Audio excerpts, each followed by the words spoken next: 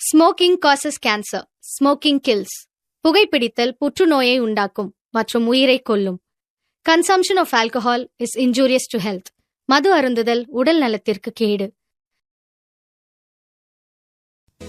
இன்னைக்கு நான் உங்களுக்காக கொண்டு வந்திருக்க படம் மாமன்.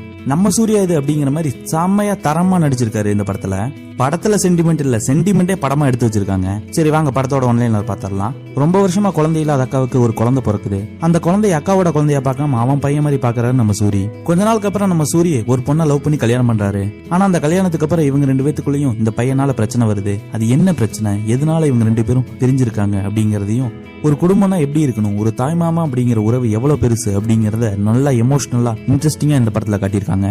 சரி வாங்க டைம் வேஸ்ட் பண்ணாம படத்தை ஸ்டார்ட் பண்ணலாம். படத்தோட ஸ்டார்டிங் சீன்லயே ஒரு வளகாப்பு சீனை தான் காட்டுறாங்க. தொணப்பொண்ண காணோம்னு சொல்லி எல்லாம் தேடுறாங்க.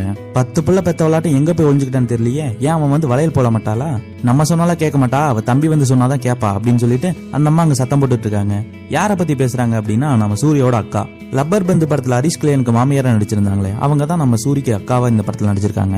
இந்த பக்கம் சூரியோட அக்காவை காட்டுறாங்க. அவங்களுக்கு மனசுல 2 வருத்தம். முதல் வருத்தம், இப்ப வளகாப்பு பண்ற பொண்ணு நம்ம சூரிக்கு பார்த்த பொண்ணு. ஆனா சூரி கல்யாணம் பண்ணாம இப்ப வேற ஒருத்தரை கல்யாணம் பண்ணி பிரெக்னண்டா இருக்கா. அந்த முகூர்த்தத்துக்கு நான் ஏன் வரணும் அப்படிங்கிற ஒரு கோபமும் இருக்கு. அதே சமயம் வளகாப்பு பண்ற பொண்ணுக்கு துணைப்பொண்ணா இருந்து வளையல் போட்டா குழந்தை பிறக்கும் அப்படிங்கிற ஒரு சம்பிரதாயம். எல்லா ஃபங்க்ஷன்லயும் என்னை துணைப்பொண்ணா இருக்க சொல்றீங்களே, எனக்கு குழந்தை பிறக்கணும் அப்படிங்கிறதுக்காகவா இல்ல எனக்கு குழந்தை இல்லைங்கிறத சுட்டி காட்டுறதுக்காக நீங்க இப்படி பண்றீங்களா அப்படின்னு சொல்லிட்டு அவங்களுக்கு ஒரு கோவம். இதனால நான் துணைப்பொண்ணா வந்து நிக்க மாட்டேன் அப்படின்ற மாதிரி சொல்லிடுறாங்க. அதே சமயம் இந்த பக்கம் நம்ம சூரிய காட்டுறாங்க.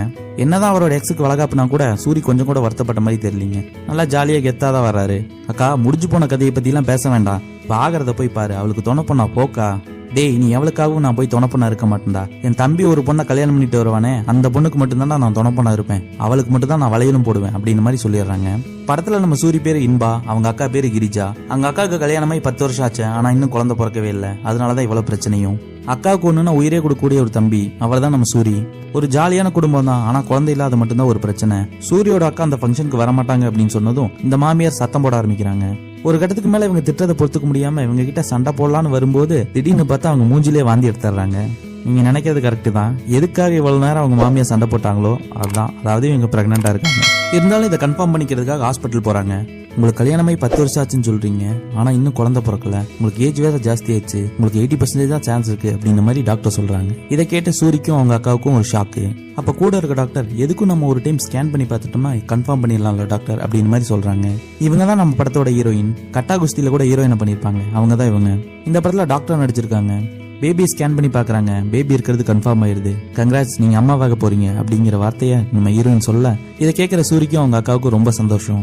சூரிய அவங்க அக்காவை மெடிக்கல் செக்கப்புக்கு கூட்டு வராருங்க. இதுல சூரிய அவங்க அக்காவை எப்படி எல்லாம் பாத்துக்கிறாரு அப்படிங்கறத பாக்குற ஹீரோயினுக்கு நம்ம சூரிய மேல ஒரு லவ் வந்துடுது. இதனால அவங்க 2 பேரும் லவ் பண்ண ஆரம்பிக்கிறாங்க.